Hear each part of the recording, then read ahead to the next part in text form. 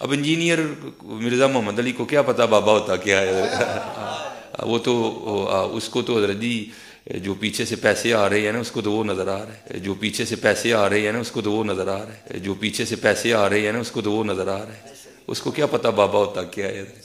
بابا اپنے زمانے میں ایک زمانہ ہوتا ہے، بابا اپنے جہاں میں ایک جہاں ہوتا ہے، اس کا وکھری ایک جہاں ہوتا ہے۔ تو وہ اہل سنت میں سے لوگوں کو خریدتے ہیں جنہوں نے لبادہ اہل سنت کا پہنا ہوا ہوتا ہے، اور حقیقت میں وہ رافضیت کے گندے نطفے ہوتے ہیں، جس کی بہت ساری مثالیں ہمارے سامنے موجود ہیں۔ اسحاق جھال والا مردود اسی قسم کے انسانوں میں سے تھا، انجینئر مرزا مردود اسی قسم کے انسانوں میں سے ہے۔ رافضیت کے پیسوں پہ پلنے والا، ایران کے ٹکڑوں پہ پلنے والا یہ جانور، رافضیت کے پیسوں پہ پلنے والا، ایران کے ٹکڑوں پہ پلنے والا یہ جانور، رافضیت کے پیسوں پہ پلنے والا، ایران کے ٹکڑوں پہ پلنے والا یہ جانور صحابہ کے بارے میں اپنی زبان گندی دراز کرتا ہے، اور حقیقت میں اس کا من پلیت ہے، اس کے ماننے والے اس سے بڑے پلیت ہیں۔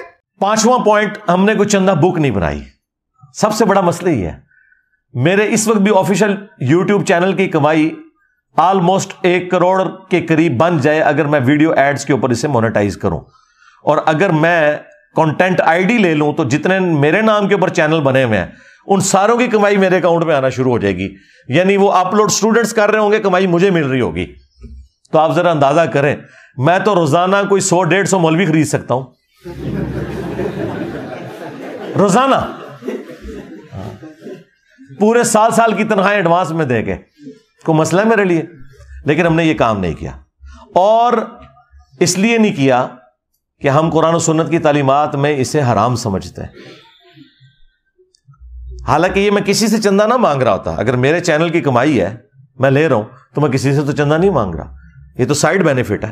میرا چندہ تب ہوتا نا جس طرح اس وقت بڑے انٹرنیشنل سپیکرز ہیں، ان کی ویڈیوز اگر آپ نے لینی ہو تو ویڈیوز خریدنی پڑتی ہیں، آپ کو ویب سائٹ سے بھی ڈاؤن لوڈ کرنی ہو نا تو وہ ڈالرز دینے پڑتے ہیں آپ کو سال کے، میں نام نہیں لیتا پھر وہ لوگ برا مان جائیں گے۔ ہم نے دنیا کی جتنی حدیث کی کتابیں اس وقت تک اردو میں ٹرانسلیٹ ہو چکی تھی آلموسٹ ساری بڑی وہ فری رکھ دی ہوئی ہیں ان کے پی ڈی ایف اپنی ویب سائٹ کے اوپر، میرے سارے کی ساری ویڈیوز فریلی اویلیبل ہیں، ڈاؤن لوڈ کر سکتے ہیں۔ لہذا میں اس سے تو نہیں، یہ تو سائیڈ بینیفٹ تھا کہ میں ویڈیو ایڈ چلا کے تو کمائی کر لیتا، ویڈیو ایڈز نہیں چلائے، صرف امیجز تک اس کو رکھا، کمپرومائز کیا، اس وجہ سے کہ اللہ کو کیا جواب دیں گے کہ ہم دین کے نام کے اوپر جو ہے وہ غیر شرعی فعال کر رہے ہیں۔ تو یہ ایک بہت بڑی خوبی تھی، چندہ بک بھی نہیں بنائی، اور جو اپنی خود محنت کی کمائی تھی وہ بھی نہیں لی، صرف اس وجہ سے کہ شریعت کی حد نہ ٹوٹے۔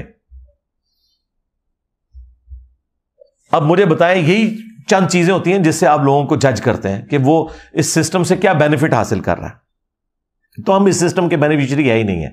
اس لیے میں کہتا ہوں کہ میرے ساتھ اگر کسی کو آپ نے کمپیئر کرنا ہے نا کہ جی فلاں بھی بندہ دین کا کام کر رہا ہے، تو وہ میرے والی خوبیاں بتانی ہیں آپ نے۔ پہلی جو یہ خوبی ہے نا چندے والی، اس میں سارے فیل ہو جائیں گے، کوئی ایک بندہ نہیں آپ بتا سکتے جو چندہ نہ لیتا ہو، اور میں ان کے چندوں کو غلط نہیں کہہ رہا، یہ ذہن میں رکھیے گا۔ اگر وہ اپنی بیسک نیڈز تک اپنے معاملات کو کرتے ہیں تو ان کا حق ہے۔ مثلا طارق جمیل صاحب ہزاروں سٹوڈنٹس کو ان کی رہائش سپورٹ کر رہے ہیں، انہیں تعلیم دیتے ہیں، ان کا سال کا بجٹ 155 ملین ہے، سال کا بجٹ 10 لاکھ کا 1 ملین ہوتا ہے، 155 ملین ایک سال کا ان کا بجٹ ہے۔ یہ میں 2 سال پرانی بات کر رہا ہوں، اب نہیں مجھے پتا کیا ہے۔ ڈاکٹر ذاکر نائک کروڑوں میں چندے لیتے ہیں، انہوں نے اپنا بیت المال بھی قائم کر لیا۔ اور بھی آپ نعمان علی خان تو چھوڑ ہی دیں، کیا حالت ہے، اربوں میں ہے بات، کوئی ایک بندہ بھی نہیں ہے۔ ڈاکٹر اسرار صاحب، ان کی جماعت چندے لیتی ہے، کوئی نہیں، آپ کوئی ایک نہیں۔ الیاس قادری صاحب، ان کا تو آج سے 10 سال پہلے اربوں میں چندہ تھا، ان کا چندہ بکس رکھی ہوئی ہیں، چندے باکسز رکھے ہوئے ہیں، ہم نے کوئی ایسی بات نہیں کی ہوئی۔ کیوں؟ اس لیے کہ ہم نہیں چاہتے کہ کوئی شخص ہمیں کل کو یہ تانا دے کہ یہ پیسے کمانے کے لیے اس نے سب کچھ کیا ہے۔ اب بھی اگر آپ کو یقین نہ ہے کہ ہم اپنی دعوت کے ساتھ مخلص ہیں تو اپنی عقل کا علاج کروائیں۔ ہاں، اس کے بعد پھر یہ لوگ یہ کہتے ہیں کہ جی اس سے یہود و نصارہ سے، ایجنسی سے فنڈنگ ہوتی ہے۔ یہود و نصارہ آپ کو یہ کہیں گے کہ قرآن بخاری اور مسلم پڑھو تو تم ہدایت پا جاؤ گے. ہاں، اور یہود و نصارہ کے ایجنٹ وہ ہیں جو کہتے ہیں قرآن ڈائریکٹ نہ پڑھنا گمراہ ہو جاؤ گے. ہاں. محمد لقمان کرک سے، میں رمضان المبارک میں قرآن ترجمہ کے ساتھ پڑھنا چاہتا ہوں، آپ رہنمائی فرمائیں کہ کس مترجم کی تلاوت کروں. شکریہ. بالکل کسی مترجم کی تلاوت آپ نے نہیں کرنی، یہ بات یاد رکھیں. عام بندہ جب قرآن کا ترجمہ اٹھا کے اس میں غور و خوض شروع کرے گا، یہ گمراہی کا دروازہ کھلے گا. میری جان من، قرآن کریم اتنا لاوارث نہیں ہے کہ آپ اس کو بغیر قرآن کے ماہر کے پڑھنا شروع کر دیں. ڈاکٹری میڈیکل کی کتاب آپ بغیر ماہر کے نہیں پڑھتے، تو قرآن کریم بغیر ماہر کے آپ کیوں پڑھیں گے؟ ترجمے آپ کے لیے نہیں ہے، یہ طالب علم کے لیے ہے، یہ انڈر کنسٹرکشن عالم کے لیے ہے، جو ابھی زیر تعمیر ہے، یہ اس کی مدد کے لیے ہے. آپ کو چاہیے آپ نے ترجمہ پڑھنا ہے تو کسی عالم دین کی زیر نگرانی پڑھیں.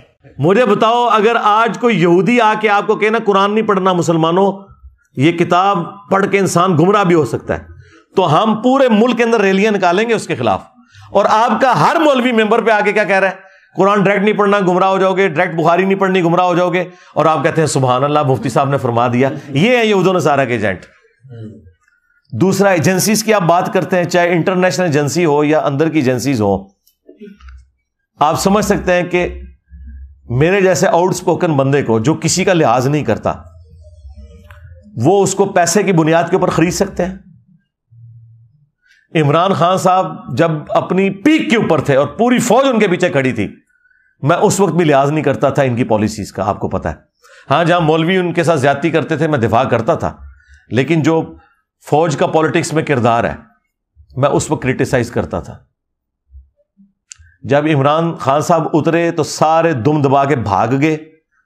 ان کے اوپر جب برا وقت آیا تو جو ان کے ساتھ زیادتی ہو رہی تھی یا ان کے ساتھیوں کے ساتھ جو جرم کیا وہ تو الگ بات، اس کو تو کورٹ میں دیکھنے کی ضرورت ہے.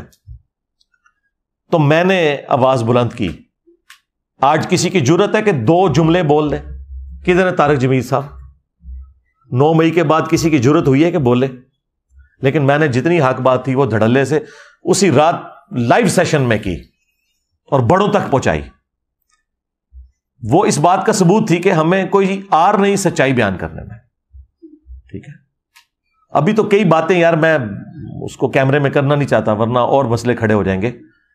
تو کسی کی جرت نہیں کہ ایسا کوئی معاملہ کرے. 1 روپے کے کسی کے روادار نہیں ہے. یہاں ہزاروں، اب تو میں کہہ سکتا ہوں لاکھوں لوگ ہو کے جا چکے ہیں. سب کو ریسرچ پیپرز فری دیے ہیں، سب کو دودھ پتی پلائی ہے فری. جو صبح جلدی آتے ہیں انہیں ناشتہ بھی کرواتے ہیں، سموسے بھی، سب کچھ اپنی جیب سے کرتے ہیں. یہ وہ واحد خانقاہ ہے توحید کی جہاں پر چندے لیے نہیں جاتے بلکہ اپنی جیب سے کھلایا جاتا ہے. ہاں، آپ یہ جو صوفیاء کی خانقاہوں کی بھی بات کر رہے ہیں نا کہ وہاں فری کھانا کھلایا جاتا ہے، نا نا نا نا جناب. جو بندہ آپ سے 1 لاکھ روپے لے کے آپ کو 1 روپے آپ کے اوپر لگا لے اور آپ یہ کہہ رہے ہیں وہ فری کھلا رہا ہے. آج داتا دربار کے چندے بند کر دیں، آج پاک پتن کے آپ چندے بند کر دیں. یہاں کوئی صفائی کرنے والا بھی آپ کو مل گیا تو مجھے پکڑ لیجئے گا. یہ دربار چل رہے ہیں چندوں کے اوپر، اور جدھر 150 بندہ صرف نوٹ گننے کے لیے بیٹھا ہوتا ہے شام کے وقت، اگر وہاں پہ 2-4 دیگیں جو لوگوں نے فری چڑھائی ہوئی ہیں وہ آپ کو کھانا کھلا دیتے ہیں تو آپ کیا کہہ رہے ہیں یہ بابا جی کر رہے ہیں؟ بابا جی تو خود آپ کے چندوں کے اوپر چل رہے ہیں. ہاں، باباؤں کے بابا آ گئے آپ. ہاں، تو یہ سارا فراڈ ہے. یہ آپ لوگوں نے کبھی غور ہی نہیں کیا تھا کہ آپ سے لے کر یہ سلطانہ ڈاکو والا کام کر رہے تھے. ہاں، امیروں سے لے کے غریبوں پہ لگا دیا. یہ غریبوں سے لے کے تھوڑا سا غریبوں پہ لگاتے ہیں اور کہتے ہیں جی وہ بابا جی کھلا رہے ہیں. کوئی بابا نہیں کھلا رہا بھائی، کسی نے کوئی محنت نہیں کی ہے. پرانے بھی اسی طرح ہی کرتے تھے، حکمرانوں کے تحائف لیتے تھے، ان کے بینیفیشری ہوتے تھے. آپ کو یہ سارے مغل بادشاہ بھی دیکھیں سارے مزاروں پہ بیٹھے ہوئے نظر آئیں گے. تو یہ سارے اس سسٹم سے کھاتے پیتے تھے. تو یہ بات بھی الحمدللہ ہمارے ہاں آپ کو کوئی چندہ بک نہیں، کوئی مدرسہ نہیں، کوئی فرقہ نہیں، سب کے پیچھے نمازیں پڑھنی. تو اب تو کوئی آپ کہہ ہی نہیں سکتے کوئی اس سسٹم سے ہم نے کوئی بینیفٹ حاصل کیا ہے.